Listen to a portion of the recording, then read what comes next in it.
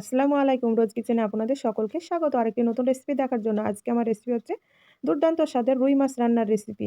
আর আপনারা কম বেশি সকলেই তো রুই মাছ রান্না করতে জানেন। কিন্তু আমি যেভাবে এই রুই মাছটা রান্না করেছি এইভাবে একবার আপনারা রান্না করে দেখুন, খেতে দুর্দান্ত লাগবে। এর আগে আমি অনেক রেসিপি আপনাদের সঙ্গে শেয়ার করেছি, কিন্তু আজকে অন্য ধরনের রেসিপিটি আপনারা একবার হলেও বাড়িতে বানিয়ে খেয়ে দেখুন। আসুন তাহলে দেখে নিন আমি কিভাবে এই রান্নাটি করে নিই।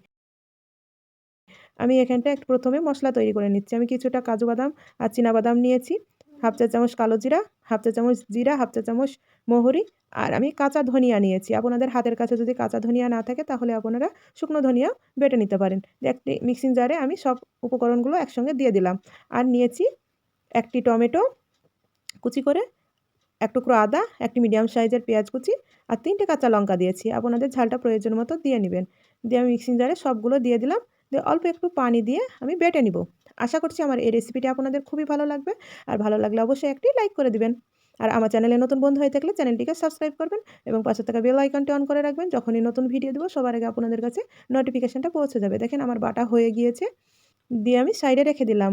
আর রুই মাছ আমি এখানটায় ৭০০ গ্রাম নিয়েছি। আর রুই মাছটাকে আমি আগেই ভেজে নিয়েছি। আর রুই মাছ আপনারা মাছ তো সকলেই ভাজতে কম বেশি ভাজতে জানেন।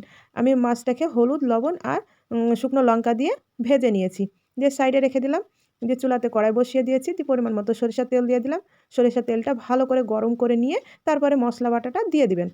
দেখেন ভালো করে গরম করে নিয়ে আমি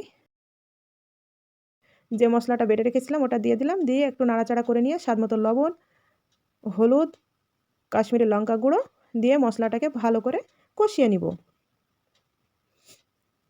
মশলাটাকে ভালো করে কষিয়ে নিব, যতক্ষণ না তেল ছাড়বে ততক্ষণ পর্যন্ত কষিয়ে নিব।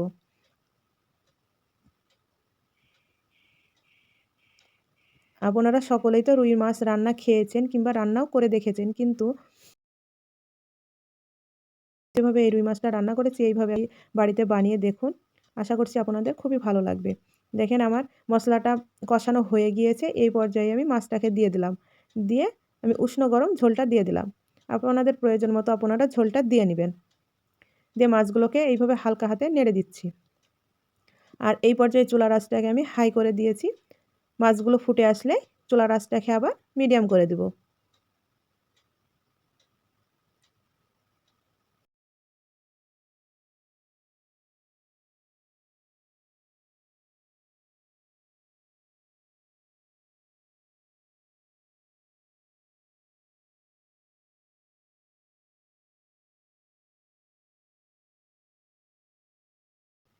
দেখেন আমার ফুটতে শুরু করে দিয়েছে। এই পর্যায়ে চুলার আঁচটাকে মিডিয়াম করে দেব।